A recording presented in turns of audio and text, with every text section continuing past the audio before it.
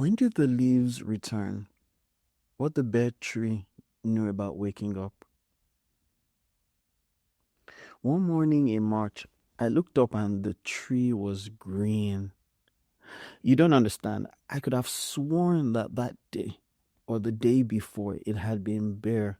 No leaves, branches looking so dry and dead. In fact, 3 nights earlier, I had used that same bare tree as an analogy on a phone with a friend, pacing my backyard, probably irritating the heck out of the neighbors listening over their fences.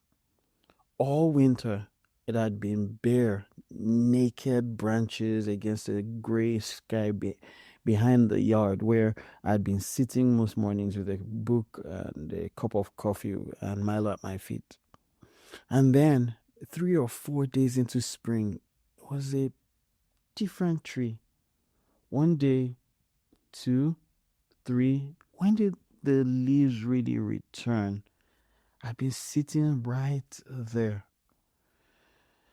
So, I've been thinking about the tree a lot lately, about the impossibility of pointing at the moment when seeing actually shifts, when reality starts showing up as the undivided whole it always was, about how the change is undeniable and unlocatable at the same time. In several interviews, hosts have asked me, when did you start seeing things differently? And then I'd narrate an experience when things changed for me. Some shift I could locate. Now I realize those are just stories.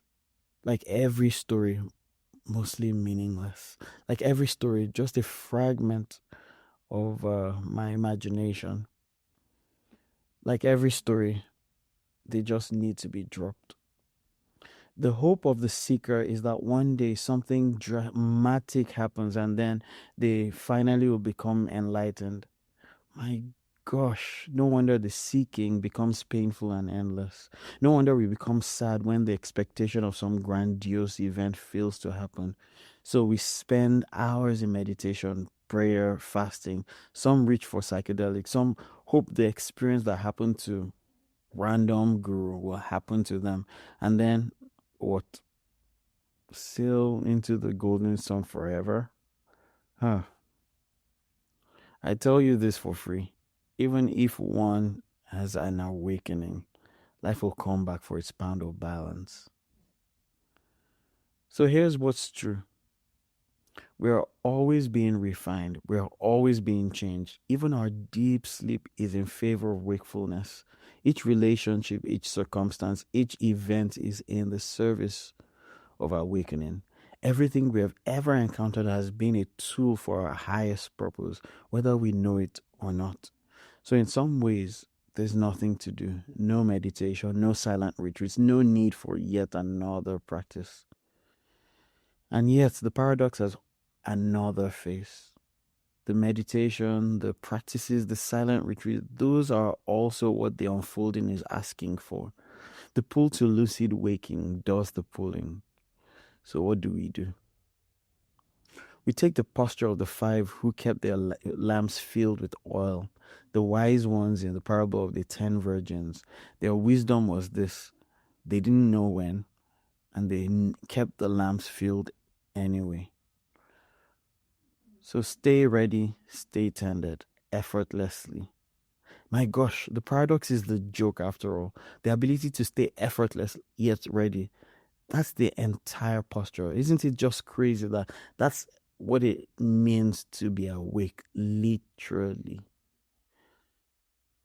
A few days ago, or a few days after the event, rather, when I noticed the leaves had grown and the trees were back in its full glory, or that tree was back in its full glory, I went out and stood close to it. Up close, I could see the smaller branches still working, some leaves already flat and open, some still half curled like fists. And on a low branch I hadn't looked at all winter, and there were tight buds that had clearly been forming for months. Months. The whole bare tree had been preparing all winter. What looked like a sudden grain explosion was just the final visible move in a long, quiet rearrangement. I think waking up is like that. I'll say then that the tree knew, the tree always knew. So the question isn't really whether anyone is waking up. The question is whether we'll bend close enough to see what's already growing.